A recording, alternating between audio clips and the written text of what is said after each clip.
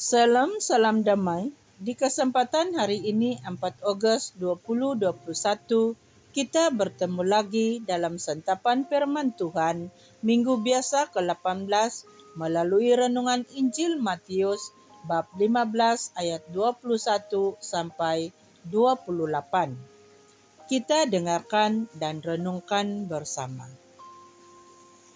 Pada suatu hari, Yesus menyingkir ke daerah Tirus dan Sidon.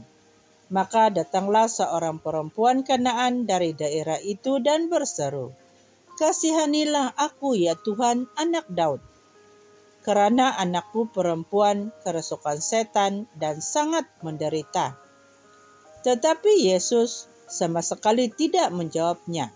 Lalu murid-muridnya datang dan meminta kepadanya, "Suruhlah ia pergi.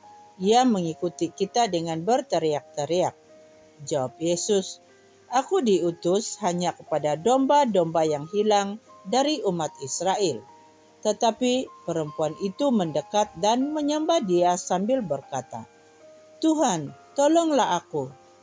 Tetapi Yesus menjawab, "Tidak patut mengambil roti yang disediakan bagi anak-anak dan melemparkannya kepada anjing." Kata perempuan itu, "Benar Tuhan, namun anjing itu makan remeh-remeh yang jatuh dari meja tuannya." Maka Yesus menjawab dan berkata kepadanya, "Hai ibu, besar imanmu, maka jadilah kepadamu seperti yang kau kehendaki." Dan seketika itu juga anaknya sembuh. Demikianlah Injil Tuhan. Terpujilah Kristus. Saudara dan saudari terkasih, yang tersurat dalam Injil hari ini adalah tentang seorang perempuan Kanaan yang memohon kepada Yesus akan kesembuhan anak perempuannya yang kerasukan setan dan sangat menderita.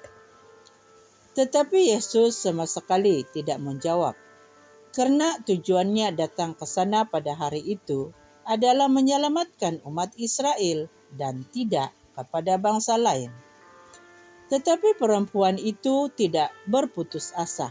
Dia terus-menerus mengikuti Yesus sambil berteriak-teriak meminta pertolongan daripada Yesus. Makin lama makin mendekat dan menyembah Dia. Lalu Yesus berkata, "Tidak patut mengambil roti yang disediakan bagi anak-anak dan melemparkannya kepada anjing." Namun perempuan itu tidak ambil hati akan perkataan Yesus. Dia tetap nekat untuk kesembuhan anaknya dan berkata, "Benar Tuhan, namun anjing itu makan remeh-remeh yang jatuh dari meja tuannya." Maka dari kesabaran dan niatnya yang ikhlas memohon pertolongan dari Yesus, maka Yesus mengabulkan permintaannya dengan berkata, "Ibu, besar imanmu, terjadilah seperti yang kau kehendaki." Dan seketika itu juga anaknya sembuh. Maka inti daripada kisah ini adalah kesabaran dan niat yang sungguh-sungguh dan sepenuhnya berharap pada pertolongan Tuhan. Dan dalam kisah ini juga menggambarkan tidak semua doa permohonan kita terus dikabulkan oleh Tuhan. Dalam hidup pribadi kita, ada waktunya doa kita itu terus dikabulkan oleh Tuhan. Tetapi ada kalanya seperti tidak mendapat apa-apa respon dari Tuhan.